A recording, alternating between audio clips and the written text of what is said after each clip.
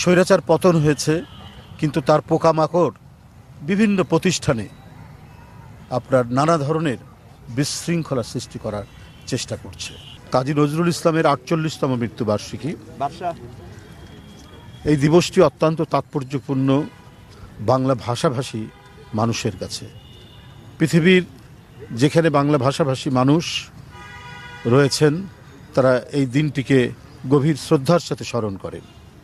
আমরা যার সাহিত্যকর্মের মধ্যে দিয়ে পেয়েছি কিভাবে অন্যায়ের বিরুদ্ধে, বঞ্চনার বিরুদ্ধে মুক্তি লাভ করা যায়, সেই মুক্তির পথ যিনি দেখিয়েছেন তার কবিতা, গানে, সাহিত্যকর্মে তিনি তো এক অনন্য বাংলা ভাষার অন্যতম প্রধান কবি। একদিকে যেমন তিনি অন্যায়ের বিরুদ্ধে বিদ্রোহের কথা বলেছেন, অপরদিকে আবার তিনি চিরপ্রেমের কবি। এইরকম এক অসাধারণ বৈচিত্র্যের সম্মিলন আমাদের জাতীয় কবি কাজী নজরুল ইসলাম। তিনি বাংলা সাহিত্যে তার অবদানের মধ্যে দিয়ে গান, কবিতা, গল্প, গানের যে সুর দিয়েছেন সব মিলিয়ে এক নবজাগরণ সৃষ্টি করেছিলেন। আমরা তার আত্মার মাগফিরাত কামনা করি। আপনারা জানেন যে গত ছাত্র জনতার যে আন্দোলন, আমাদের কোমলমতি ছাত্রছাত্রীরা এবং জনতা সম্মিলিতভাবে এক ভয়ঙ্কর দানবীয় স্বৈর শাসকের পতন ঘটিয়েছিল। সেই আন্দোলনের উত্তাল ঢেউর মধ্যে আপনারা শুনেছেন কারার ওই লৌহ কপাট। আপনারা সেই আন্দোলনের মধ্যেই শুনেছেন ওরা ঝর্ণার মতো চঞ্চল। আপনারা সেই আন্দোলনের প্রতিটি ক্ষেত্রে এক অভূতপূর্ব আত্মদান যারা করেছেন, সেই ছাত্রছাত্রীরা তারা উদ্বুদ্ধ হয়েছিলেন গণতন্ত্র মুক্তি, দেশের মুক্তির জন্য নজরুলের গান শুনে, নজরুলের গান গেয়ে। বন্ধুরা, আজও আমাদেরকে প্রেরণা দেয় অত্যাচারীর বিরুদ্ধে কিভাবে লড়াই করতে হবে।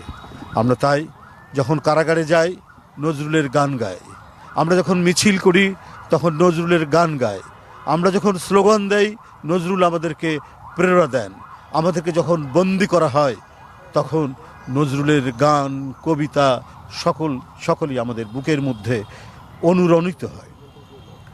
বন্ধুরা, আজও স্বৈরাচার পতন হয়েছে, কিন্তু তার পোকামাকড় বিভিন্ন প্রতিষ্ঠানে আপনার নানা ধরনের বিশৃঙ্খলা সৃষ্টি করার চেষ্টা করছে। স্বৈরাচারের আত্মপ্রকাশের জন্য, প্রতি বিপ্লব তৈরি করার জন্য চেষ্টা করছে ঘাপটি মেরে থাকা স্বৈর শাসকের দোসররা।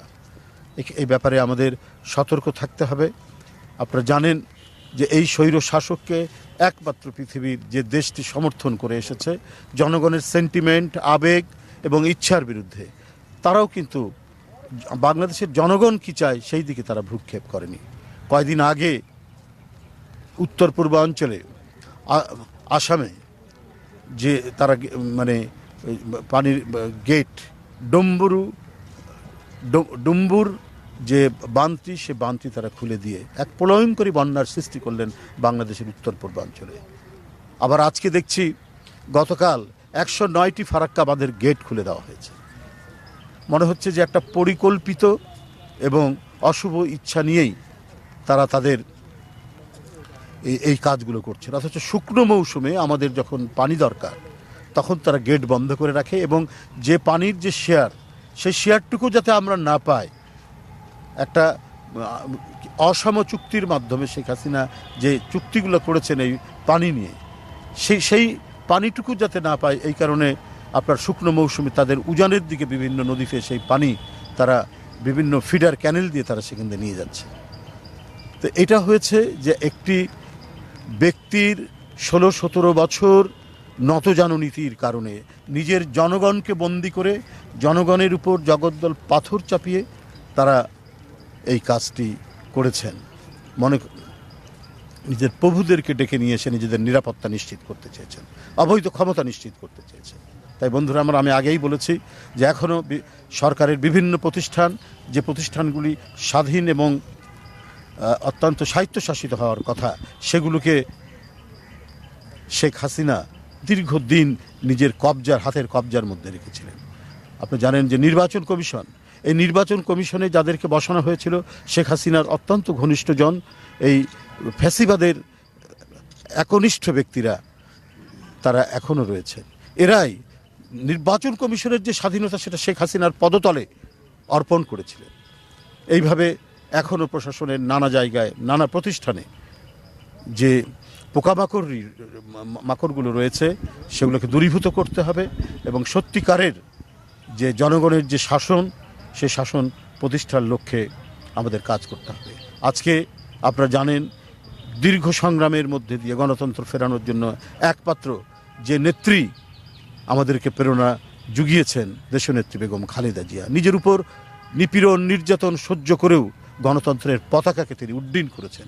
যখন থেকে রাজনীতিতে এসছেন তখন থেকেই কোনো অপশক্তি গণতান্ত্রিক শক্তির বিরুদ্ধে, অগণতান্ত্রিক শক্তির পক্ষে দাঁড়াননি, সবসময় জনগণ এবং গণতন্ত্রের পক্ষে দাঁড়িয়েছেন।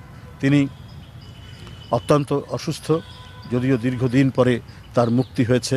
আমরা তাকেও আমরা শ্রদ্ধা জানাই আজকের এই দিনে, কারণ যে অত্যাচারীর বিরুদ্ধে দাঁড়ানোর যে বাণী নজরুল দিয়েছিলেন সেটিকেই দেশনেত্রী বেগম খালেদা জিয়া বুকে ধারণ করে দীর্ঘদিন তিনি লড়াই করেছেন দেশের সার্বভৌমত্বকে রক্ষা এবং গণতন্ত্রকে ফিরে আনার জন্য। আমরা এখন দেশনায়ক তারেক রহমান তিনি নেতৃত্ব দিচ্ছেন, এই সময়ে ছাত্র জনতার আন্দোলনে উদ্বুদ্ধ করেছেন এদেশের জাতীয়তাবাদী শক্তিকে। সবাই মিলে আমরা যে মুক্তির আস্বাদ পেয়েছি, আমরা যে একটু মুক্ত বাতাস দিতে পারছি, সেটা আমাদেরকে রক্ষা করতে হবে এবং আমাদের গণতান্ত্রিক প্রতিষ্ঠানগুলোকে আরও শক্তিশালী করতে হবে। আর যাতে কোনো স্বৈরাচারী এবং ফ্যাসিবাদের উত্থান হয়ে সব কিছুকে ভেঙে চুরে দিতে না পারে। আমি আবারও আমাদের জাতীয় কবি কাজী নজরুল ইসলামের প্রতি গভীর শ্রদ্ধা জানিয়ে আমার